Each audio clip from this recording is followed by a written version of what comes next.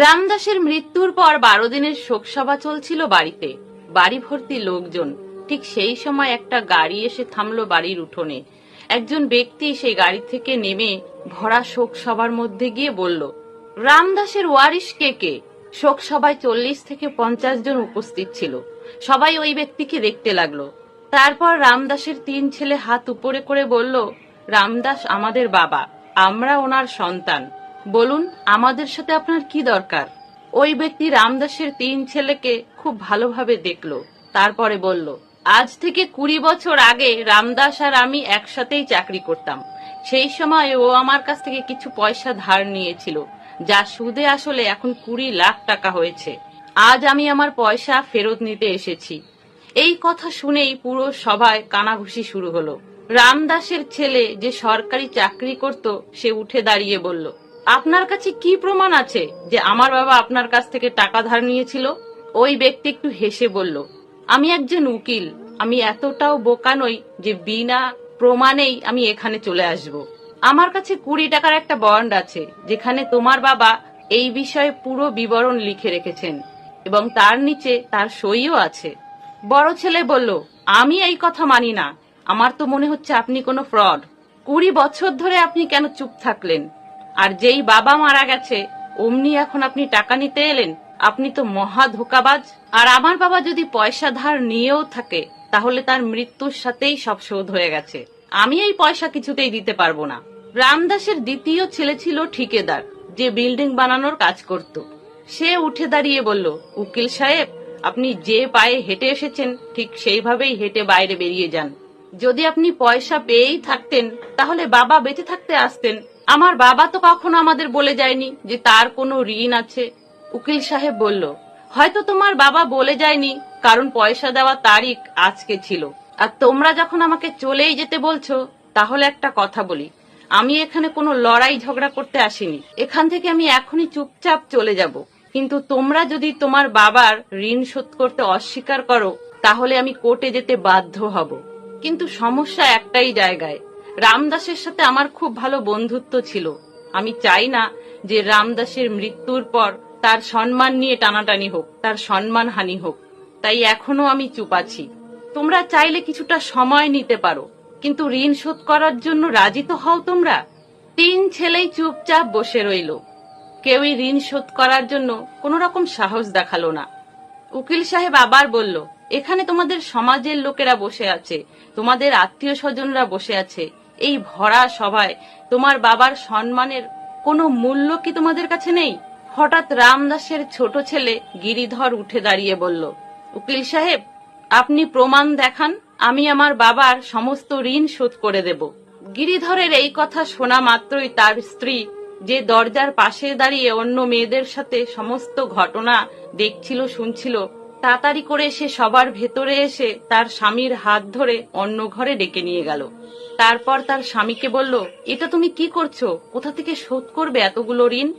আমাদের কাছে তো 20,000 টাকাও নেই যে তুমি 20 লক্ষ টাকা শোধ করবে। তোমার দাদাদের সামর্থ্য থাকা সত্ত্বেও তারা কোনো কথাই বলছে না, তো তুমি কেন শোধ করতে চাইছো? গিরিধর তখন বলল, দরকার হয় আমি আমার সমস্ত জমি জায়গা সবকিছু বিক্রি করে দেব, কিন্তু আমার বাবার সম্মান মাটিতে মিশে যেতে দেব না। গিরিধরের স্ত্রী কাঁদতে কাঁদতে বলল, তোমার এই স্বভাবের জন্য আজও আমরা গরিব। ছেলে মেয়েদের মুখের দিকে একবার তাকাও। যদি সব জমি বিক্রি করে দাও, তাহলে আমরা খাবো কি?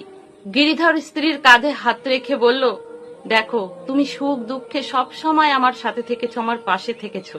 আজ আমার বাবার মান সম্মানের কথা। তুমি কি চাও পুরো গ্রামের সামনে আমি সারা জীবন মাথা নিচু করে পথ চলি? তুমি তো সারা জীবন আমাকে বীর পুরুষ বলে এসেছো, তাহলে আজ হঠাৎ তোমার কি হলো? কেন আমাকে কাপুরুষ বানাতে চাইছো সবার সামনে?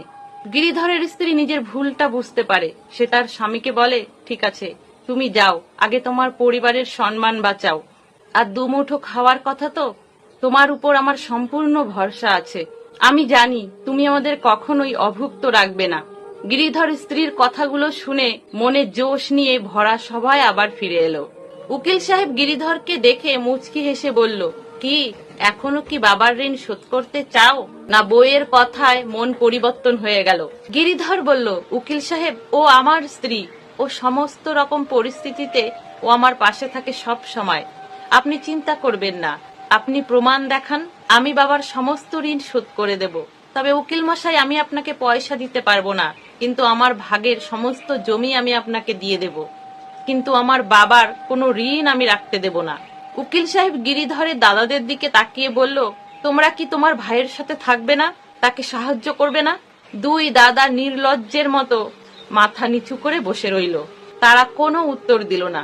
উকিল সাহেব তখন বলল, তাহলে শোনো, তোমাদের একটা কথা আমি বলি। আজ থেকে 30 বছর আগে আমি আর রামদাস মিলে একটা শেয়ার কিনি। ওই সময় তার মূল্য ছিল 25,000। শেয়ার কেনার সময় আমাদের ভিতর শর্ত ছিল যে দুজনের ভিতরে কেউ একজন মারা গেলে তখনই শেয়ার বেচে দিতে হবে, আর যে টাকা মৃত ব্যক্তি পাবে সেই টাকা তার যোগ্য সন্তান পর্যন্ত অপরজনকে পৌঁছাতে হবে। সেই অপর পার্টনারের কাছে সম্পূর্ণ অধিকার থাকবে যে সেই টাকা সমস্ত সন্তানদের মধ্যে ভাগ করে দেবে না কোনো একজনকে দেবে, সেটা তার উপর নির্ভর করবে। আর সেই বেঁচে থাকা পার্টনার হলো আমি। রামদাসের ওই টাকা আমি কাকে দেব? এই জন্য আমি তোমাদের সাথে একটা ছোট্টখাট্ট নাটক করলাম, তোমাদের পরীক্ষা করলাম কে রামদাসের যোগ্য উত্তরাধিকারী। রামদাসের উপর কোনো ঋণ নেই, বরং শেয়ার বেচার পর আর ট্যাক্স কাটার পর 80 লাখ টাকা রামদাস পেয়েছে। আর সেই 80 লাখ টাকা আমি রামদাসের ছোট ছেলে গিরিধরকে দেওয়ার ঘোষণা করলাম, কেননা গিরিধারী রামদাসের যোগ্য উত্তরাধিকারী।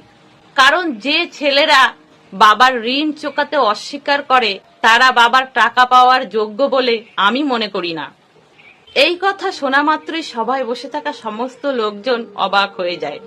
আর রামদাসের বড় দুই ছেলে তখন মুখ লুকানোর জায়গা খুঁজে বেড়ায়। তাদের বউরা দেওরকে প্রথমে মূর্খ ভেবেছিল। যখন তাদের দেওর 80 লাখ টাকা পেল তখন তারা তাদের স্বামীকেই দোষারোপ করতে লাগলো। টাকা ভর্তি দুটো বড় বড় সুটকেস ওই ব্যক্তি গিরিধরের হাতে তুলে দিলেন। এটা দেখে ওখানকার উপস্থিত সমস্ত মানুষ তখন গিরিধরকে তালি দিয়ে স্বাগত জানালো। গিরিধর যখন টাকা ভর্তি দুটো সুটকেস নিয়ে ঘরের ভিতরে গেল, গিরিধরের স্ত্রীও তখন তার পেছনে ছুটতে ছুটতে গেল। গিরিধরের স্ত্রীর চোখে আনন্দের জল। সে তখন তার স্বামীর দিকে তাকিয়ে বলল, আজ আমি বুঝেছি, যারা সত্যের পথে থাকে, ন্যায়ের পথে থাকে, তাদের জীবনে অনেক বাধা, অনেক কাটা আসে, কিন্তু একদিন না একদিন ঈশ্বর তাদের দিকে মুখ তুলে তাকান। তাহলে বন্ধুরা, গল্পটা আপনাদের কেমন লাগলো অবশ্যই কমেন্টে জানাবেন। সকলে ভালো থাকবেন, সুস্থ থাকবেন।